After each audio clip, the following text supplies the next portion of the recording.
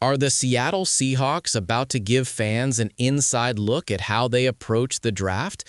In a recent appearance on the John Schneider Show, the GM revealed surprising insights about priorities, evaluation strategies, and potential targets for 2026. Some believe his comments hint at bold moves to come, possibly trades or high-impact picks, while others see it as a reassurance that the front office is methodical and deliberate. Either way, what Schneider shared could reshape expectations and give Seahawks supporters a peek behind the curtain at how their team plans to build for the future. Hey everyone, welcome back to the channel. Today we have something really special and exciting to talk about. We are diving into a blind reaction to the latest episode of the John Schneider Show, where the former Seahawks general manager shared some truly fascinating insights about the Seahawks draft process. If you're a fan of the NFL, or specifically the Seattle Seahawks, this is a video you won't want to miss. Make sure you grab your snacks, get comfortable, and let's react and break this down together. So, first things first, I have to say, John Schneider has always been one of those front office executives who quietly commands respect in the league.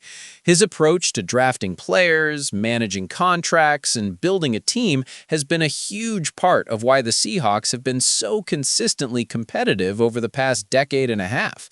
But what makes this episode so interesting is that Schneider opened up in ways we rarely see. He's normally very guarded when it comes to revealing the inner workings of his team, but in this episode, he gave us a peek behind the curtain, and let me tell you, some of the things he said were eye-opening. Right from the start of the show, John Schneider emphasized the philosophy behind the Seahawks draft strategy. He didn't just talk about picking the best player available or filling immediate needs, which are the typical cliches we hear from most GMs. No, he went much deeper. He explained that the Seahawks always look at a combination of character, athleticism, and football IQ. He made it clear that their goal is to find players who are not just physically talented, but also fit into the team culture and have the drive to improve constantly. One thing that really caught my attention was when Schneider mentioned the importance of scheme fit. He explained that a player can have all the physical tools in the world, but if they don't fit the scheme the Seahawks run, it's almost a wasted pick. He specifically talked about how defensive players are evaluated not just on their stats or athletic metrics, but on their ability to read plays, understand offensive tendencies, and anticipate what's coming before it happens. This is fascinating because it shows how much thought goes into each selection beyond the numbers we usually see on paper or in highlight reels. He also spent some time talking about his approach to the draft board. Now, anyone who has followed NFL drafts knows that most teams have their draft board ranked purely by talent evaluation. Schneider revealed that for the Seahawks, it's a dynamic process. Players are constantly moving up and down based on meetings, workouts, interviews, and even small details like how they interact with coaches and teammates. He emphasized that the process is holistic. They aren't just drafting for one season. They are thinking about how this player can contribute to the team in multiple ways over the next 5 to 10 years. That's such a long-term mindset, and it really explains why the Seahawks have been able to stay competitive even when other teams are chasing short-term success. Now, here's where it gets even more interesting. Schneider dropped some hints about their scouting process that really surprised me. He talked about the balance between traditional scouting and analytics. The Seahawks are known for being a little unconventional, and he confirmed it. They combine all the standard measures like 40-yard dash times, agility drills, and college production with advanced analytics and even psychological assessments. Schneider emphasized that the analytics are used as a tool, not a decision maker. So if a player has excellent numbers but lacks the intangible qualities, they might not even make it to the top of the list.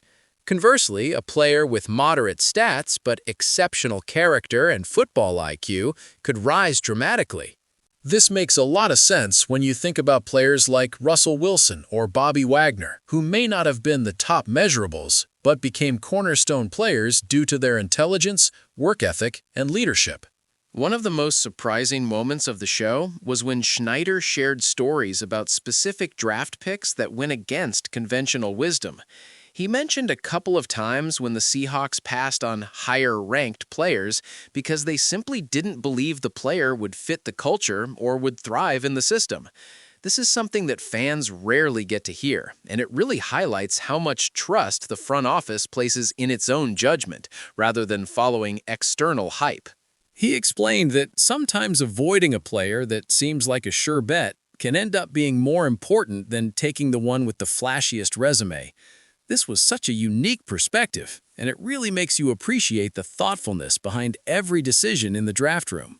Another fascinating aspect he touched on was the idea of positional value. While most teams might prioritize quarterbacks or edge rushers early in the draft because of perceived scarcity, Schneider explained that the Seahawks have always looked at each pick through the lens of overall team construction. They ask themselves, which position at this stage can give us the most value relative to the talent available? He even mentioned that sometimes taking a player slightly earlier than expected at a position that might not seem glamorous can be the smartest move if they believe he has potential to grow into a star. That's the kind of strategic thinking that separates teams who are consistently competitive from teams who draft well one year and struggle the next. Then there was the part about character evaluation, which I found incredibly revealing. Schneider described the Seahawks' approach as psychological due diligence. They spend a lot of time not just talking to players, but observing them in different settings, on the field, in meetings, during workouts, and even off the field. They want to know if a player can handle adversity, maintain focus, and contribute to the locker room culture. He shared a story about a player who might have been overlooked by other teams due to lack of measurables, but the Seahawks noticed how he responded to tough situations in practice. That observation alone elevated the player's status on the board, and he ended up being a key contributor. This emphasis on character over pure athletic ability is something that fans often underestimate, but it clearly plays a huge role in long-term team building. Schneider also talked about how the draft process is a collaborative effort. While he is the general manager, he doesn't make decisions in isolation. The coaches, scouts, and even support staff all contribute their perspectives.